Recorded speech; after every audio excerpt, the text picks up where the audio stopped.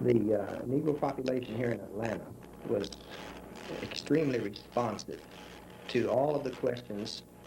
They seem to have hope that this tragic murder will result in the kinds of changes that will make this one nation, that within the white community there will be a response which is positive, which says, yes, we recognize the equality of law, and we accept the necessity of moving together to bring about harmony in the American society.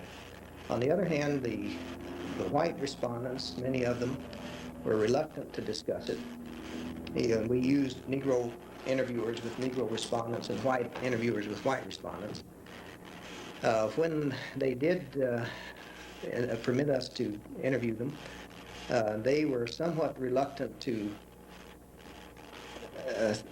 assume that there would be great changes in the future, and certainly not from just the assassination of Dr. King. Many of them pointed out that some of the legislation which was passed just the next day or the next day after had already been set in motion and would have been passed anyhow, and that in a sense they might actually be a counter-movement with a strengthening of resistance to rapid changes. And I think this is a great issue of today and tomorrow. What changes are going to occur? How much resistance will there be on one side or the other? Who's going to take the initiative? And with what kinds of action will they attempt to bring about their objectives?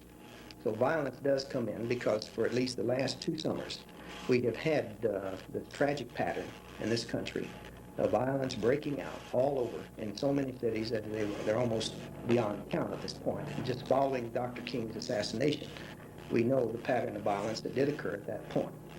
Was there any anger in the Negro population at the death of Dr. King?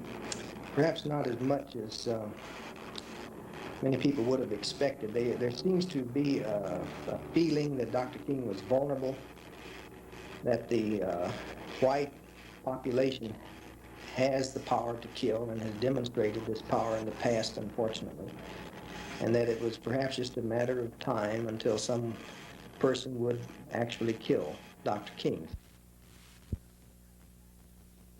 In all of the work that we have been doing here in Atlanta, studying both Negro and white populations, the patience, the ability to accept suffering, the ability to accept deprivation, is one of the strongest elements that we have been able to identify with the Negro population. These people are accustomed to suffering. That doesn't mean that they like it, but it means that they know it's part of the life they live.